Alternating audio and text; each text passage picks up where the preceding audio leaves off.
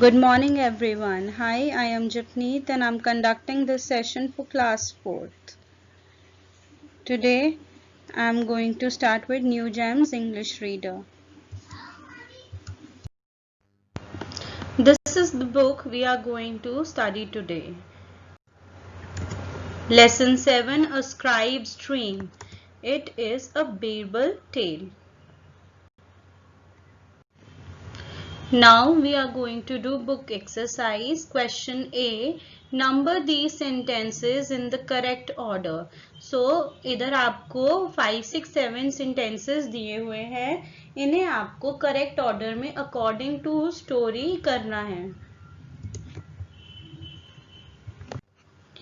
The scribe was proud that he had never borrowed a single paisa. This is first sentence. अब second कौन सा होगा?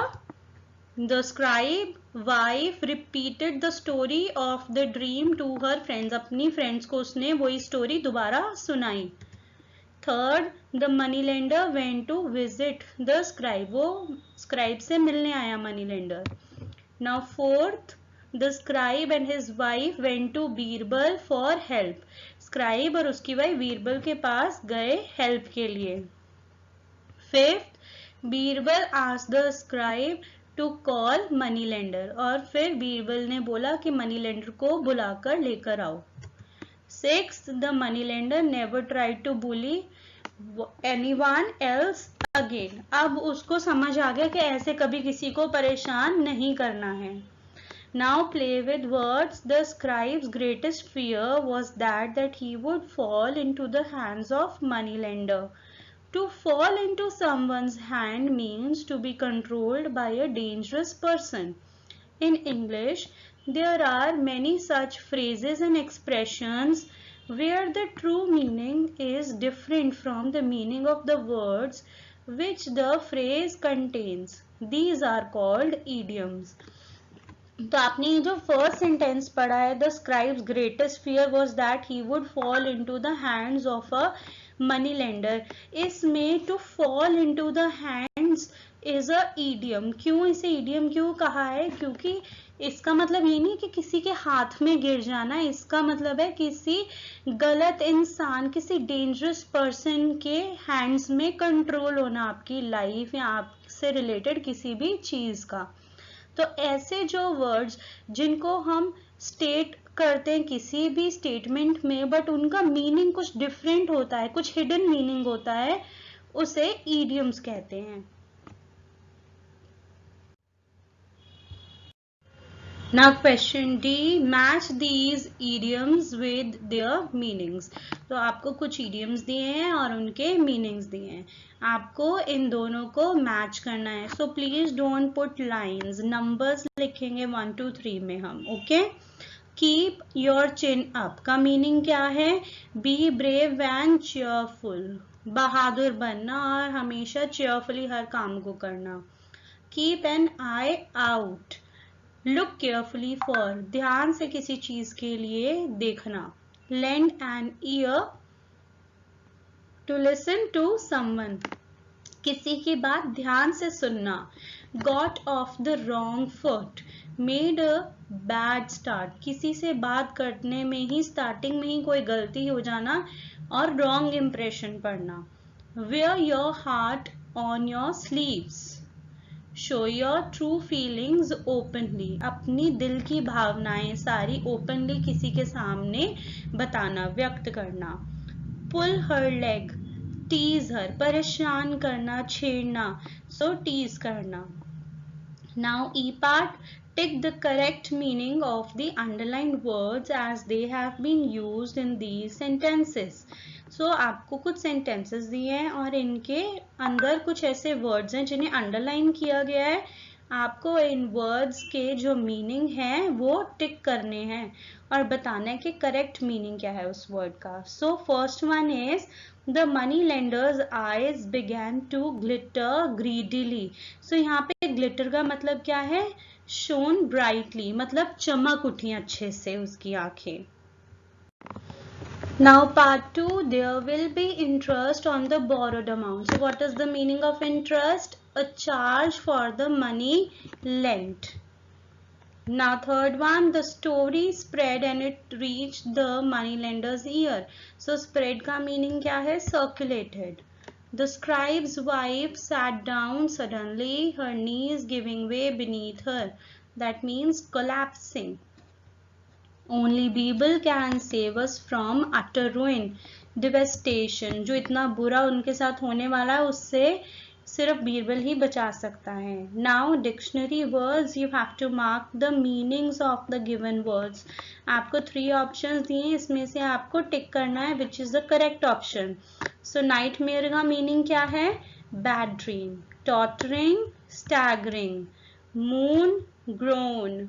Distressed, upset. Glittery, sparkling. तो ये सारे इसके मीनिंग्स हैं.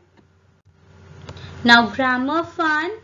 Tick the correct verbs within the bracket. Everyone dash left the room has. Manoj dash planning to visit the grandparents is.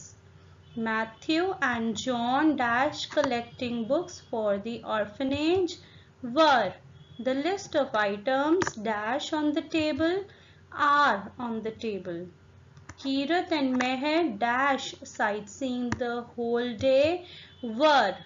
Zainab's parents dash bought a new house, have bought a new house. Now, some words can be used as nouns as well as verbs. So, कई words ऐसे होते हैं जो noun भी होते हैं और verb भी होता है, बट उनके यूज करने से हम पता लगा पाते हैं कि ये वर्ब है या नाउन है. Tom will paint the fence today. तो यहाँ पर पेंट क्या है? वर्ब है, क्योंकि क्या बोला? टॉम पेंट करेगा, कोई एक्शन हो रहा है, तो ये वर्ब है. The paint has not dried yet. यहाँ पर पेंट क्या है? नाउन है. Now we are going to do a practice question relating to this. In this question we have to write N for noun and V for verb for the underlined words. तो जो भी यहाँ पे words हैं उनको बताना है ये नाउन है या वर्ब है, एन और वी लिखकर. Dress quickly and leave for school. जल्दी तैयार हो जाओ और स्कूल के लिए जाओ. तो ये ड्रेस यहाँ क्या है? वर्ब है. My dress is with the tailor. तो यहाँ ड्रेस क्या है? नाउन.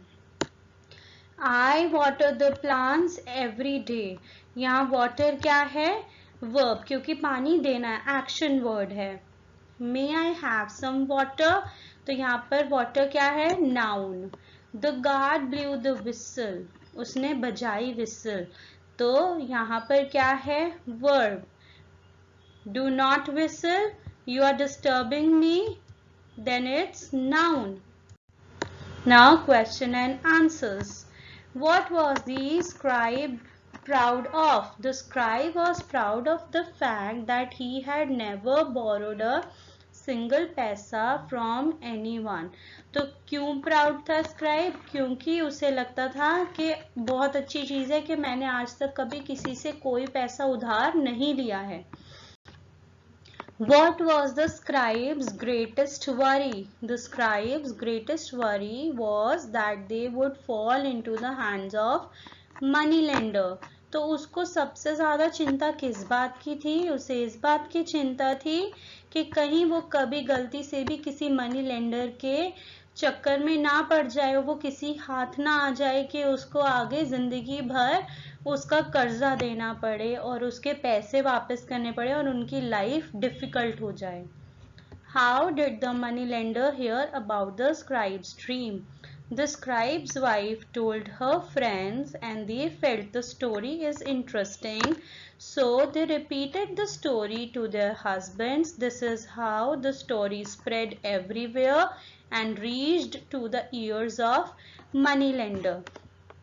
ऐसे ही उसकी वाइफ ने अपनी फ्रेंड्स को बताया और उनकी फ्रेंड को बहुत अच्छी लगी स्टोरी कि वो इतना डरता है कि उस पर कर्जा ना चढ़ जाए. तो ऐसे इंटरेस्टिंग सोचने की वजह से उन्होंने अपने हस्बैंड्स को बताया और ऐसे ही करते एक बंदे से दूसरे बंदे तक बात फैलती गई और मनी लेंडर तक पहुंच गई. What idea did the scribe's wife have to save them from ruin? The scribe's wife told his husband to beg Raja Birbal to save them from ruin. तो स्क्राइब की वाइफ को क्या idea आया? उसे ये आइडिया आया कि हमें राजा बीरबल के पास जाना चाहिए, वही सिर्फ हमें इस परेशानी से बाहर निकाल पाएंगे. Next question. What did Birbal do after hearing the scribe's tale of woe? After listening the scribe's tale of woe, Birbal counted 100 gold coins and kept it on table. Also placed the large mirror in front of coins. Then he offered the reflection of coins to moneylender in exchange of the debt taken in scribe's dream. तो क्या किया बीरबल ने जब उसने scribe की सारी कहानी सुनी कि उसके साथ क्या चीज हो रही है? उन्होंने 100 कॉइन्स काउंट करके टेबल पे रखे और उसके पीछे एक मिरर रख दिया और उस मिरर की रिफ्लेक्शन को बोला कि मनी लेंडर को आप ये रिफ्लेक्शन ले लो, क्योंकि आपने उधार भी तो सिर्फ ड्रीम में ही दिया था, तो रिफ्लेक्शन वाले पैसे आपके हो गए. Now think and answer. How did the moneylender realize that he had met his match? When Birbal offered reflection of coins to moneylender, he realized that he had met his match. जब बीरबल को देखा कि उसने offer करा है reflection money का money lender को, तो उसको लगा कि ये तो मुझसे बहुत बड़ी गलती हो गई, मैंने क्या चीज कर दी. तो उसे लगा अब तो मुझे मेरा मैच मिल गया. बिल्कुल उसे टक्कर का जवाब मिला कि ड्रीम में आपने पैसे दिए थे तो आप रिफ्लेक्शन वाले पैसे ले लो, बात बराबर हो गई. Thank you everyone for watching this video. I hope you have understood book exercise and question answers. If you have any questions and queries, you can ask me in the group. Study hard. Bye bye. Take care. Stay safe and stay healthy.